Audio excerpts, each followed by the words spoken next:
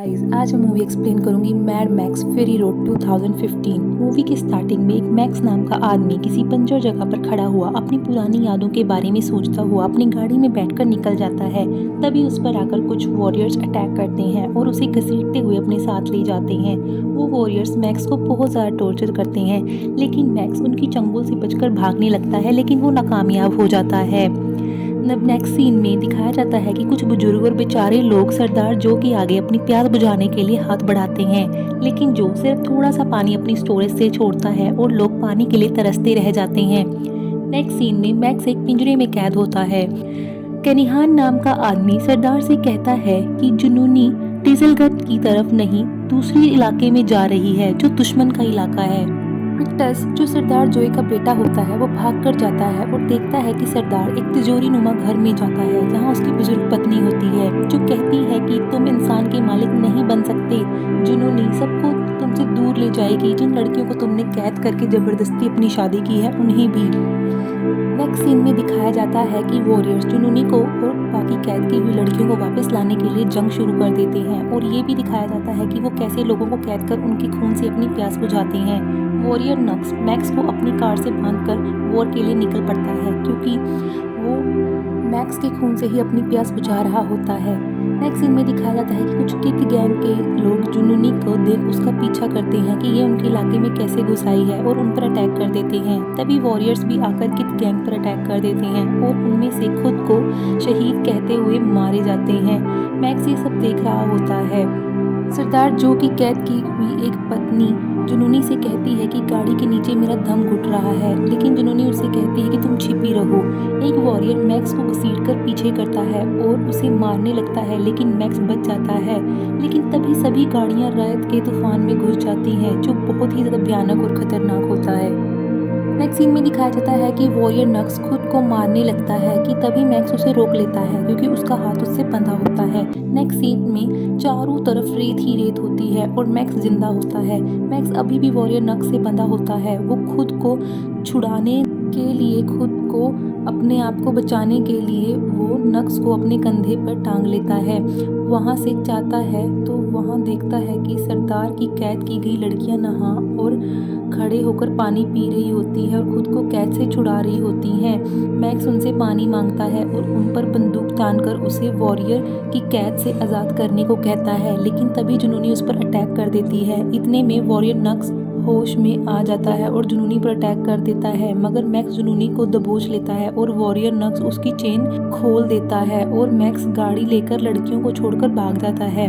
रास्ते में जाकर मैक्स की गाड़ी रुक जाती है तो जुनूनी लड़कियों के साथ आकर कहती है कि सिर्फ मैं ही गाड़ी को चला सकती हूँ, तुम्हें जोए से बचना है तो हमारी हेल्प करनी होगी। वॉरियर नक्स आकर मैक्स की गाड़ी के पीछे चढ़ जाता है। गाड़ी ठीक से नहीं चलती तो मैक्स पीछे देखने जाता है। मैक्स के अंदर आने से पहले ही वॉरियर नक्स भी अंदर आ जाता है। लड़कियां उसे दबोच लेती हैं और बाहर फेंक देती हैं। जुनूनी सबसे छिपने को कहती है, क्योंकि उसे इलाके के लोग उन पर अटैक कर सकते हैं। जुनूनी गाड़ी से बाहर निकलकर कहती है कि मैं सौदे के मुताबिक 3000 गैलन डीजल ले आई हूँ। तभी सभी कैद लड़कियों में से प्रेग्नेंट लड़की दर्द के मारे कराने लगती है, तो जुनूनी मैक्स और लड़कियों के साथ भाग निकलती है। किड गैंग के लोग वॉरियर को रास्ते में चट्टानों से घेरकर रोकते हैं। किड गैंग मैक्स की गाड़ी पर लगातार अटैक करती है। मैक्स और जुनूनी डटकर उनका सामना करते हैं। सरदार जोए भी उनकी गाड़ी के पीछे आकर जुनूनी पर अटैक करने वाला होता है, तो प्रेग्नेंट लड़की लाजवाब सामने आ जाती है, जिसे जोए अटैक नहीं कर पाता और कहता है कि ये बच्चा मेरी प्रॉपर्टी है। नक्स सरदार जोए से कहने पर टैंकर में जाने लगता है, लेकिन वो नाकामयाब हो जाता है और सरदार जोए से पीछे छोड़कर आगे बढ़ जाता है। रास्ते में एक चट्टान आगे आ जाने की वजह से प्रेग्नेंट लड़की गाड़ी से नीचे गिर जाती है और जो की गाड़ी के सामने आ जाती है, जिसे बचाने के चक्कर में जो की गाड़ी पलट जाती है और वो अपनी पत्नी की मौत पर बहुत दुखी होता है। सभी लड़कियों को प्रेग्नेंट लड़की लाजवाब की मौत से बहुत दुख होता है। एक लड़की वॉरियर मैक्स को दिलासा देती है, क्योंकि उसे लगता है कि सरदार जोए उसे जन्नत में ले जाएगा और उसके हाथ से मौका छूट गया। सभी लोग एक ऐसी जगह पर पहुंचते हैं जहां सभी लड़कियां और मैक्स निकलकर गाड़ी बाहर निकालते हैं। नक्स भी उनकी हेल्प करने लगता है। जुनूनी नक्स और सभी लड़कियां आगे बढ़ते हैं और मैक्स उनका पीछे का रहे किड गैंग के लोगों पर अटैक करने के लिए उनका सामना और हथियार ले आता है। नेक्स्ट सीन में जुनूनी मैक्स को बताती है कि मैं हरी घाटी में पैदा हुई थी, जहाँ से मुझे उठा लिया गया था और अब हम एक उम्मीद की तलाश में वहाँ जा रहे हैं। जुनूनी देखती है कि एक पोल पर एक लड़की बैठी है जिसे वो बताती है कि मैं यहीं की निवासी थी। तभी वहाँ कुछ बुजुर्ग औरतें बाइक पर सवार होकर आती हैं और जुनूनी को गले लगा लेती हैं। सभी औरतें बताती हैं कि अब सिर्फ हम जिंदा बचे हैं, हमारी हरी घाटी तबाह हो गई है, जिसे सुनकर जुनूनी हिम्मत हार जाती है। एक बुजुर्ग औरत बताती है कि पूरी धरती बंजर हो गई है और अब कहीं भी बीज नहीं उगते। अगली सुबह जुनूनी सभी औरतें मैक्स बाइक लेकर आगे निकल जाती हैं। मैक्स को कुछ पुरानी यादें आती हैं और वो सबको कहता है कि हम वापस जोए के किले में जाएंगे क्योंकि वहाँ बहुत पानी है। सरदार जोए को टैंकर दिखता है तो वो भी उनके पीछे जाना शुरू कर देता है। नक्स इंजन की स्पीड को बढ़ाने की कोशिश करता है। इंजन 1 फेल हो जाने की वजह से मैक्स उसे कहता है कि तुम जाकर इंजन रिपेयर करो और सभी बुजुर्ग महिलाएं वॉरियर्स पर अटैक करती हैं, जिनमें से हमले में 2 औरतें मारी जाती हैं। वॉरियर्स हवा में झूल कर टैंकर के ऊपर आ जाते हैं और सब पर अटैक करना शुरू कर देते हैं। कुछ बुजुर्ग औरतें मारी जाती हैं। जोए की एक लड़की को उठाकर वॉरियर्स अपने साथ ले जाते हैं।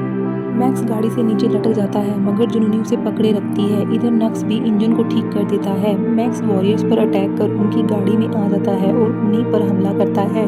मैक्स देखता है जुनूनी को चोट लगी है तो वो गाड़ी से निकलकर टैंकर में जाने लगता है कि तभी उसे वॉरियर्स उठा लेते हैं।